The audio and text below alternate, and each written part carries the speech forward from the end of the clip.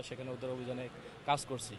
আসলে যেহেতু একটা মর্মান্তিক দুর্ঘটনা ঘটে গেছে, সেই জন্য আমরা ওখান থেকে উত্তরা, যেহেতু একটা দুর্ঘটনা, তা আমরা এখানে আসার উদ্দেশ্যটা হলো যেহেতু উত্তরাবাসী, এখানে অনেক আমাদের এই আত্মীয় স্বজন, তার প্রতিবেশী অনেকেরই সন্তান এই দুর্ঘটনা কবলে পড়েছে, যেহেতু স্টুডেন্ট সবাই।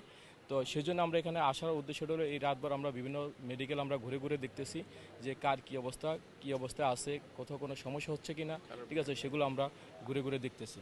এখানে আসার উদ্দেশ্যটা হলো যেহেতু এখানে বানুয়েটে এখানে আসছে, এখানে অনেকে নাকি খুবই আশঙ্কাজনক, সেই জন্য আমরা দেখতে মূলত আসা। আসলে পরিস্থিতিটা তো যেহেতু একটা বিশাল একটা এরিয়া নিয়ে স্কুল, সেখানে এখানে বাচ্চাদের আছে, তারপর বড়দের আছে, কলেজ। তো সেজন্য যে বিমান দুর্ঘটনাটা ঘটেছে, কারণ এটা তো চলে যায় 1:18 ঘটনা ঘটছে। আমরা যখন খবরটা পাইলাম, আমার বাসা একবার অতি নিকটে, আমার 12 নম্বর সেক্টরে আমার বাসা, আর আমার অফিস হলো যে উত্তরা 15 সেক্টর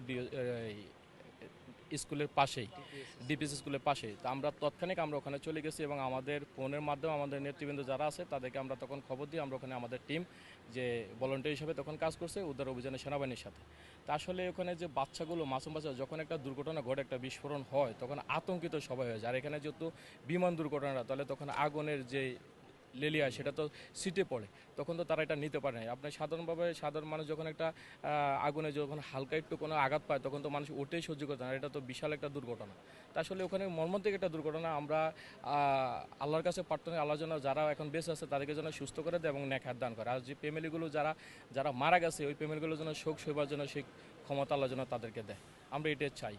আর দেশবাসীর কাছে আমরা এটা আহ্বান করি, আপনারা সবাই ধৈর্য সহকারে, ঠিক আছে, দেখবেন। আর এখানে যদি কোনো রকমভাবে যে কোনো এই অবহেলা থাকে এই বিমান বাহিনীর ভিতরে, তাহলে সেটা যেন একটা তদন্ত টিম গঠন করে যেন সেটা যেন পদক্ষেপ নেয়, আমরা এটাই অন্তর্বর্তীকালীন সরকারের কাছে আহ্বান জানাই।